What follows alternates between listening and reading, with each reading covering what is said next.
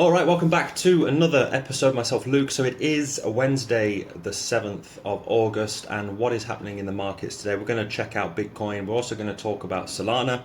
So if you're interested in Solana, stay tuned to the very end. If you're new to the channel, please go ahead, subscribe, hit that bell notification so you can be notified for each and every video. And yeah, slap up the like, the dislike, that's no problem, and leave any comments, which is very much appreciated, in the comments section below. So we're going to start with Bitcoin and some news with Bitcoin right now. Something is happening. Bitcoin hodlers scooped about 23 billion in the past 90 days.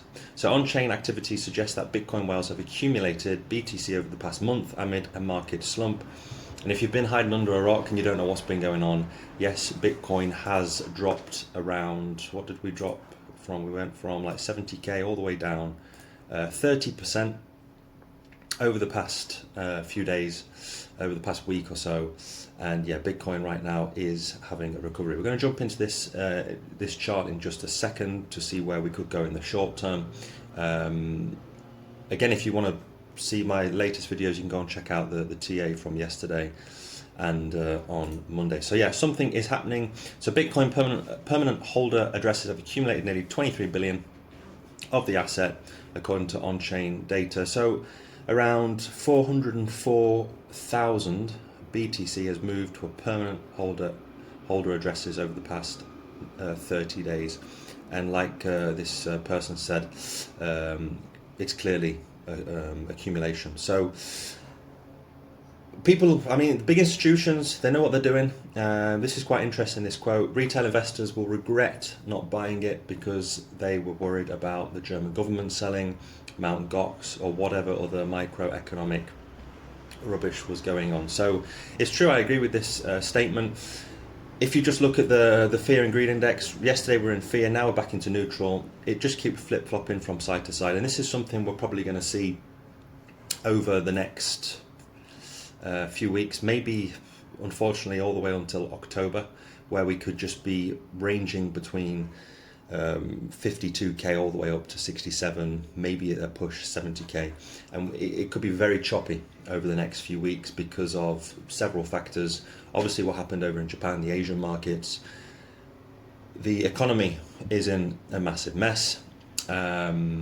We've got the elections over in the US, so there's many things, stuff that's, it's geopolitics, etc, etc. I don't go into that type of stuff on this channel, I just want to focus on crypto. But if you're wondering why the big change, is because there's several things going on.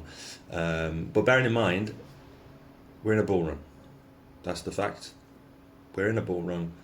These things happen. We do have, if you look at the past data in Bitcoin, in the 4-year cycle, we always have a 25-30% correction. So we're not out of the woods yet. We're going to look at this in just a second. So yeah, the crypto market downturn can be pinpointed to broader economic turmoil, which has seen massive losses for stock markets across Europe, Asia on Monday.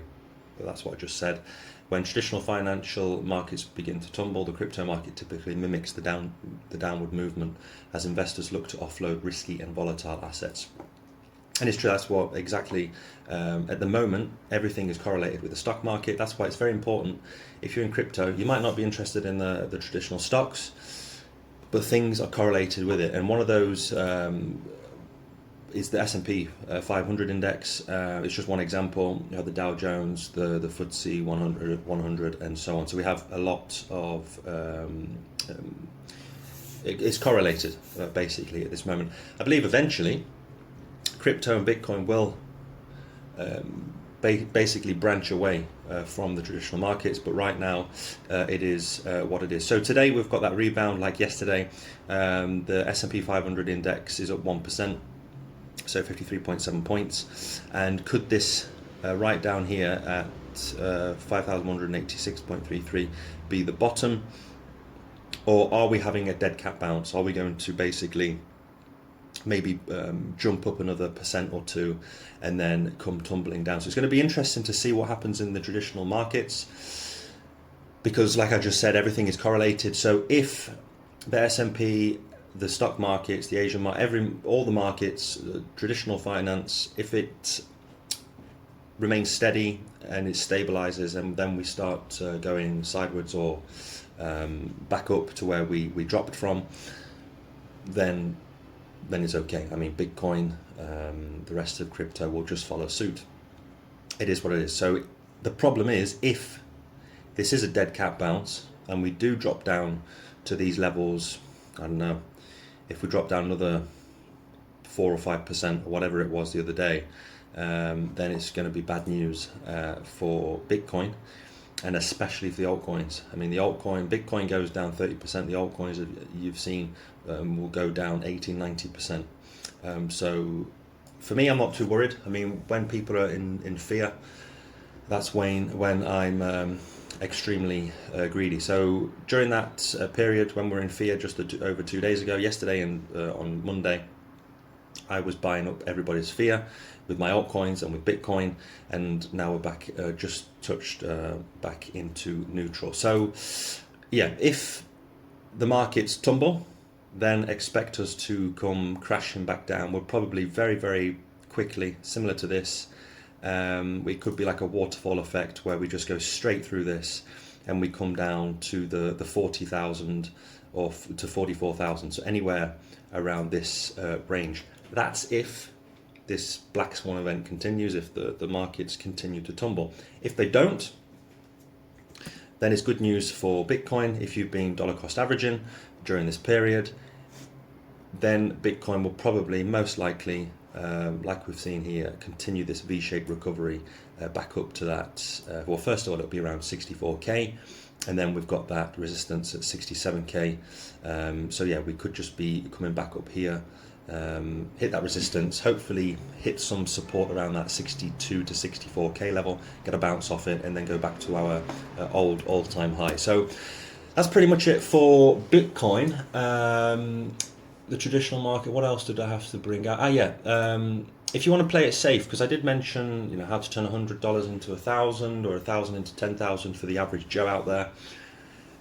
If you want to play it safe, if you're new to crypto, then not financial advice, of course. If it were me going into crypto again, I would just stick to the top 10, top 20 cryptocurrencies, and you can find them on CoinMarketCap, on CoinGecko, what other website exchange you're using. Just stick to the top 20, especially the top 10. And one that I would give you, again, not financial advice, would be Solana. So for me, Solana is a no-brainer. People have been panic selling because we dropped down to 120 euros, 100. I mean, that's in euros. What's it in dollars? Let me just change it to US dollars. I prefer doing it in dollars for some reason. So Solana's at $153. We did come all the way down, I think. Let me have a look. We came all the way down to $110. So if you started scooping up Solana down there, then you've just bought Solana at a massive discount. So well done. Personally, with Solana, again, it's similar to Bitcoin and Ethereum and the other top 10.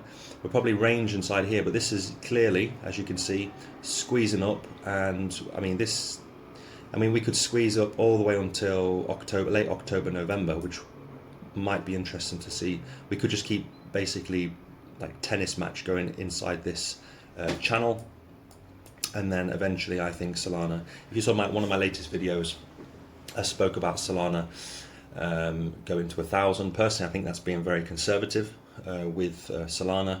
I do believe Solana will go a lot higher than 1,000, but when things reach those levels and I start taking profits, I don't want to predict like a 2,000-3,000. It could, Solana could easily go to 2k, but again, I think being conservative around 1,000, 1,200 would be a good time for me to start dollar cost averaging. So again, with Solana, we're not out of the woods yet. We've got some key resistance that we've just approached right now, around $150, $155. Could we go lower? Of course. Again, it all depends on what Bitcoin does. The traditional markets. If we do go lower, then the next target would be $100. We've got some clear resistance here, support. Sorry, I'm going to keep it in green. So if we do go to those levels, then yeah, I think personally for me, you're in amazing opportunity, buying opportunities for a very, very cheap Solana. So if you want to do a nice easy 10x, then for me, stick to Solana. You've got the other top 20 that I like. So Solana would be my, of course, Bitcoin and Ethereum, my king and queen of crypto. After that, Solana, of course, and in the rest in the top 20, I would start looking at as well Avalanche, Polkadot, and Chainlink. I think those four that I just mentioned, so Solana, Avalanche, Polkadot, and Chainlink would be being conservative during this bull run, and you probably 8-9 times out of 10 do a nice 10 to 15x, maybe 20x on those the top 20. So if you want to play it safe, then just my opinion, of course, not financial advice, stick to the top 20 and you can turn your $100 into $1,000 or your $1,000 into 10,000 US dollars this cycle. So that's pretty much it. So if you are into Solana, let me know what you think. If you think my price prediction of 1,000 is too small, then yeah, just let me know in the comment section where you think Solana is going and where you think Bitcoin is going as well. So that's pretty much it for today. Enjoy, guys and girls, your day, and I will see you with another episode next time. Bye bye.